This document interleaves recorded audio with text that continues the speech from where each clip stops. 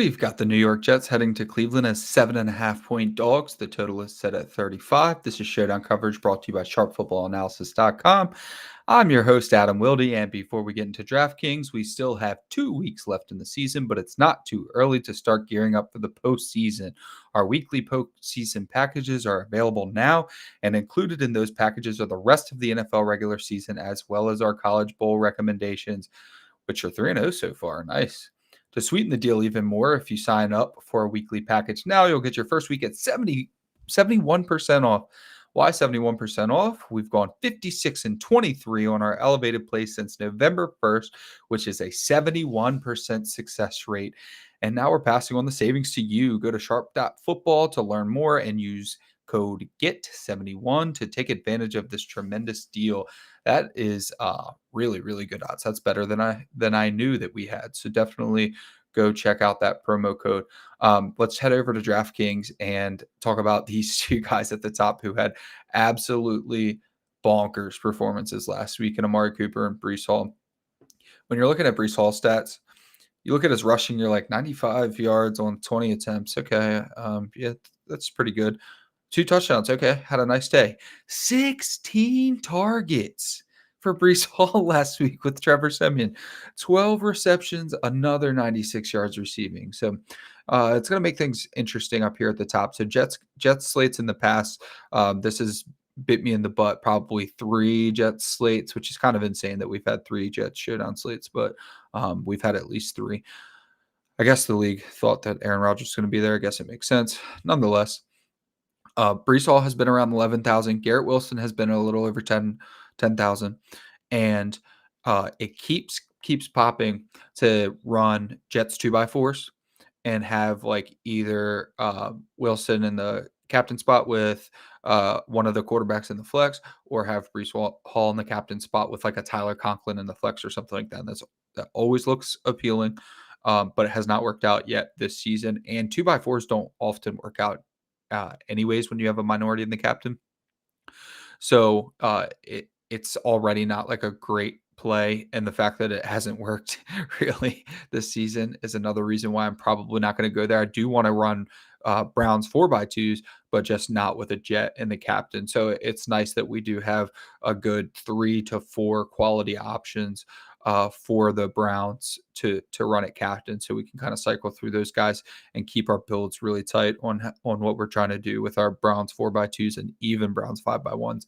I'm super happy with 7.5-point home favorites. I mean, I'm always looking for an excuse to run an onslaught.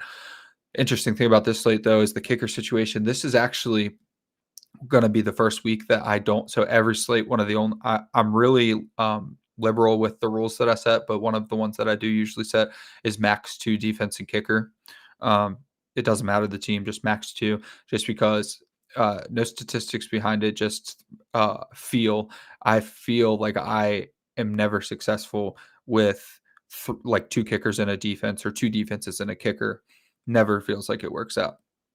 This was one of the slates that I was actually gonna omit that rule and just kind of let it ride. The only issue there is that if you do have 3, you probably want one of them at captain, and I'm unwilling to put a defense or a kicker at captain. So there you go on that logic. But the reason that I jumped to all that here at the top before we even get to anything is because we have 2 interesting kicker situations. First, Dustin Hopkins is going to be out, but the Browns signed Riley Patterson to the practice squad in time for him to make the DraftKings player pool. So he will be their kicker. He was the Lions kicker, if you remember. Now Michael Badgley is the Lions kicker. So Patterson, fresh off a release, finds a new team.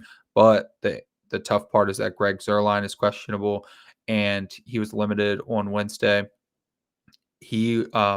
There's no one in the player pool, and DraftKings is not going to add a kicker to the player pool. So it might not even matter if I decide to implement that rule or not this week, because if Greg Zuerlein doesn't play, of course, the Jets will get another kicker, but he will not be in the player pool, which we've seen a couple times this year. So just keep that in mind. Do not click on Dustin Hopkins, obviously, is the big red out next to him. It will be Riley Patterson, and be careful setting your lineups with Greg Zuerlein in them. because he is truly questionable. Amari Cooper's questionable is a little bit more of a formality from my understanding. So he looks likely to play, and he was coming off an incredible performance too. I think over 15 catches, definitely over 200 yards receiving. I think 2 touchdowns. That was an absolutely incredible game. Terrible game for me to have Joe Flacco on my bench in Scott Fishbowl, but luckily I still advanced without starting Joe Flacco. So I won't be making that mistake again. I will have Joe Cool in the lineup, and Amari Cooper is going to be a fantastic option. So when we're talking $11,000 players, I'm much more comfortable with Amari Cooper than I am Breece Hall. He's such an electric player, and sometimes there's going to be games like last week when you're as electric of a player as Breece Hall is, but it's an uphill battle, right? I mean, for him to have such a phenomenal game, he has to just absolutely take over. Whereas if you're in a productive offense with a decent quarterback, it comes much more regularly, like Christian McCaffrey, Austin Eckler, guys like that can be involved in the passing game, and Alvin Kamara is another one, can be involved in both facets consistently because they have quarterback play typically in the past, maybe not this year for 2 of them, that is conducive for consistent success. Breece Hall has put up a lot of stinkers on primetime already this year and has been really tough to get in the captain spot. So he's not completely out of the equation, except for the fact that he's only 200 left in Amari Cooper, and I would much rather have a Browns player in my captain spot than a Jets player, regardless of the names. So then that brings you to Joe Flacco. That they moved him up to 10,600, which feels a bit rich, but in reality, I mean, he's averaging over 300 yards, multiple touchdowns a game, throwing a lot of picks, but that's going to happen with Joe Flacco, and it hasn't really affected his per game average. So you're getting about, like you can see there, about 24 points per game, but I think that's skewed a little bit because I think he came into a game late, his first game, so his fantasy points per game is probably even a little bit higher than that. You're probably getting about 25 points per game from Flacco, and even though this Jets defense is very, very good, the Browns have been totally different since Joe Flacco got, or maybe they were trying to do this and they just couldn't with Deshaun Watson or whomever else, which is insane to think about considering they paid Deshaun Watson $240 million. But either way, the offense didn't really look like this until Joe Flacco took over. Now they're passing at such a rate that it's an offense that you want to invest in their passing game. So while we will sprinkle in some Jacoby Ford at captain, Jerome Ford, excuse me, we will be more excited about like Amari Cooper and Joe Flacco. Like if we're running 20 max, I want most of them to be Amari Cooper and Joe Flacco. And then if we sprinkle in some Jerome Ford, I'm happy with it. If Njoku makes it into 3 or 4 lineups, happy with that too. So when we get back to the Jets side of the ball and we want to get a Jets superstar involved, I'm actually leaning a little bit more towards Garrett Wilson, who hasn't had a great time with Trevor Siemian and the other backups, or with Garrett Wilson. He's really, or with Zach Wilson, he's really had a tough time with all of the quarterbacks this year. But he is, giving you a considerable discount with the 1,200. He does still have a massive ceiling. He's also an extremely electric young player, just like Breece Hall is. So you're just getting a little bit of a discount. But the real reason is that, yes, I would much prefer Breece Hall 1-to-1 to Garrett Wilson, but you're going to see when we go to build our lineups later that it gets really scarce down at the bottom, and it gets you need to penny pinch a little bit. So the 1,200 that you save between Breece Hall and Garrett Wilson, when it feels like on a normal basis their ceilings are relatively close. I know Breece Hall went crazy last week, and it's a what have you done for me lately league, but Garrett Wilson's a very good player in this league as well. So all that to say, there is a reason that we're going to prefer Garrett Wilson a little bit, even though his median projection is going to not be quite on par. Now you have Trevor Siemian down there at 8,800, which is as low as DraftKings has been willing to make a quarterback all season. Every terrible quarterback has been 8,800, even if they've been backups. Doesn't matter. There's only been one quarterback that slipped through in the 6K range this year, while that was consistently the norm last year and years prior. So Trevor Siemian's as cheap as it's going to get at quarterback, and I'm not really interested in Trevor Siemian. Always going against one of the toughest defenses in the league. He has one of the toughest defenses in the league, so you would think that even though it's a 7.5 point favorite, The total is pretty low, and it doesn't seem like they're going to be in a position where they're going to have a crazy high pass rate. They're not really playing for anything, anyways. So it would be unlikely for me to see Trevor Siemian and attempt an insane amount of passes. I just don't think that he's viable when Jerome Ford is right there at 8,400, and Jerome Ford fits everything about this game, and Trevor Siemian fits nothing about this game. It's a lot easier to just click Jerome Ford. It's a lot easier to just click David Njoku. So Ford at 8,400 is, of course, splitting touches with Kareem Hunt, and it gets a little bit dicey because Kareem Hunt will even be used like in short yardage situations when it's third and short. He'll be used in third and long. I mean, I don't think that they care too terribly much how often or when Kareem Hunt comes in. They just have this kind of snap share that they've been hovering around, and Jerome Ford has maintained the greater portion of the snap share, maintained the greater portion of the touches. But the scary part is if there's no projectability on when they're going to use Kareem Hunt, it's really scary that Kareem Hunt might be in there on the goal line. Jerome Ford seems to be getting the first cracks, though, so I'm not too terribly concerned. I think I'm comfortable playing Jerome Ford at 8,400, even at captain. And then that brings us down to David Njoku, who, even as great of a game as Amari Cooper had last week, David Njoku is right up there with Amari Cooper in terms of who has earned favoritism from Joe Flacco. They've had a clear connection since Joe Flacco arrived, and David Njoku is on a really, really good streak too. I mean, before Amari Cooper's eruption, they were neck and neck in terms of how they were being utilized with Joe Flacco. So, like I said a few seconds ago, it is a what have you done for me lately league. So Amari Cooper's roster percentage is probably going to be very, very high, even though he's the most expensive player of the slate. And perhaps David Njoku isn't quite as high because he's a tight end that's 7,800. We're not used to really seeing that. Even George Kittle only gets up to like 7,400, and we know what kind of ceiling he has. But David Njoku has that same ceiling since Joe Flacco's been back, and he's really not too expensive for his workload. He's really the second option there. Regardless of whether it says tight end or wide receiver next to his name. Elijah Moore is a little bit different of a story. 6,600 does feel a little bit rich for him. Elijah Moore is the type of play that you are interested in if you're running 20 maxes and you want all Browns 4x2s and 5x1s, and you're only playing like Joe Flacco and Amari Cooper at captain. Then you're going to have more players to cycle through in the flex because your builds are going to be really tight around what you're trying to do. So then you'd keep Elijah Moore in the player pool so that you just make sure that you have enough iterations of the type of build that you want to run. But if you're just running like 3 max small field stuff, not super interested in getting Elijah Moore in there. He's not going to be a priority for a 3 lineup situation or anything like that. Don't normally talk about defense, but this is a good slate to consider double defense.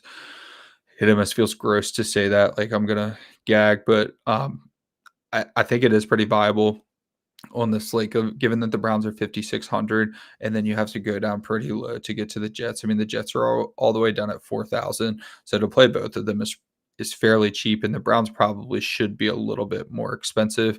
It's going to be a very, very, very tough game for Siemian. So while the roster percentage is going to be pretty high on the Browns, it's not going to be super high on double defense. It's a thing that usually gets it gets kicked out of people's builds. They're going to create rules against double defense. I usually have a rule against double defense unless it's large field. I cancel that rule. So it's one of those things where, like I've preached all year, if you find a slate where it's viable to break a rule, break the rule, because that decreases the likelihood that you're going to be duped if you do bank the tournament. So brings us down to Kareem Hunt, 5,200. Like I said earlier, his involvement's been pretty consistent. It's just the way he's involved isn't super consistent. So I'm happy to throw a dart at Kareem Hunt at 5,200. If the game gets out of hand, you might see more Kareem Hunt.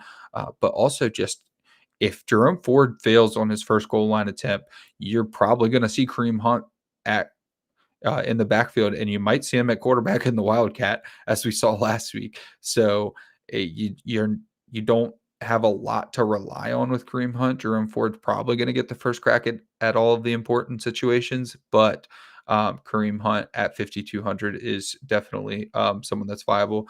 Tyler Conklin is fine at 5,000. That's more expensive than he's been a lot of the year, but he's paid off his salary very often on these jet slates. So someone I'm totally fine with. And then it's going to get pretty gross. So I'll just kind of power through the bottom here. So we have enough time to build at least one lineup. But Xavier Gibson and Brownlee, if everyone watched Hard Knocks, they remember that those two were good friends. They had a pretty cool story together. Now they're two primary receivers together because the team doesn't really have anything to play for. So Allen Lazard is questionable, but even if he's active, he's not going to be super involved. It's going to be mostly Gibson, mostly Brownlee. Brownlee is more of your traditional wide receiver, tall, fast. Gibson is their return man. If you remember, Gibson returned a kick, I think for a walk-off touchdown, if I recall correctly, earlier in the season. Either way, he returned a kick for a touchdown, and he's more of their maybe think about how they use Jamison Crowder, and that's how they're kind of using Gibson. So Brownlee would be my preferred option. Saves you 400 on a slate where money's kind of tight too, so it's kind of whatever there. But between those three guys, I'm interested in Gibson and Brownlee, not so much in Allen Lazard, even if he plays. Cedric Tillman's there at 3,000, but don't think that you need to get down to Tillman either. I really think that you should stay really tight on how you keep your player pool tight with the Browns because we have 3.5 or 4 games of sample size with them with Joe Flacco, and then the Jets is where you can kind of mix things up a little bit. All right, so let's get into building. We have a few cheap guys. I guess Dalvin Cook's down there, but at this point, his usage has been next to none. I think they tried to run a trick play with him last week, and it ended up being a fumble. It's just has not worked out there with him for the Jets. So I want to start with kind of making it hard on ourselves and get Amari Cooper in there at captain. Of course, Joe Flacco needs to be there if Amari Cooper's at captain. Garrett Wilson is somebody that we talked about wanting to get to just to save the salary. Since we have Amari Cooper at captain, I'm going to go Ford over Njoku. And then it gets really tough already. Probably go down here and click on Brownlee just to see what you have left, 1,600. So you're going to have to get away from Ford. You're going to go away from Ford and probably go up to Brown's defense. At least 4,400. Yeah, that's fine. That's the double defense we talked about. So let's just touch on that really quickly. It's a 3x3, which is going to be less popular than it usually is as well. So while I'm not obsessed with this, I do want to touch on it because it does have the double defense, which I told you earlier in the show is a rule that I'm probably not going to implement this week. Amari Cooper, captain, Joe Flacco, Garrett Wilson, Browns, Brownlee, and the Jets leaves 400 on the table. This is a totally fine lineup. You don't need a ton of correlation for this game because it's going to be kind of gross between these two teams. So it really doesn't bother me to just kind of have a random 3x3. I feel like a random 3x3 is almost exactly what I expect to win this slate. And then Joe Flacco at captain is a nice angle. I don't think that he is going to be super popular at captain, even though we've seen him throw for multiple touchdowns and we've seen him throw for 300 yards. So let's try to throw that lineup together quickly before we get out of here. Amari Cooper, David Njoku, you're going to have to come down a little bit. Maybe this is a lineup we throw Tillman in just to get him in there. You have 6,000 left. You're probably going to have to go with Garrett Wilson again, and then you have 2,300 left. So you're going with 2 punts here, which I don't hate terribly. The only issue is that Brownlee's 2,800, so you don't even have enough salary to go with that. And you don't really want to go with a double punt. What you could do is go down to a 5x1 here. That would actually be pretty solid. And then you could go up from Brownlee to 6,500. Tyler Conklin would be fine. This would be an interesting one. I'd like to go up a little bit from Tillman to the Jets, which I wouldn't hate. Flacco at captain with the Jets actually would be totally fine. Break another rule that could work on this slate. So we end up with Joe Flacco at captain, Amari Cooper, David Njoku, Jets, Browns, Tyler Conklin. Another lineup that feels kind of gross, but is the type of lineup that you're probably going to want to play on this slate. If it feels kind of gross, especially in mid to large field, you should feel good about your lineup. So that's going to do it for today's Showdown coverage brought to you by sharpfootballanalysis.com. I'm your host, Adam Wilde, and I will catch you next week. Peace.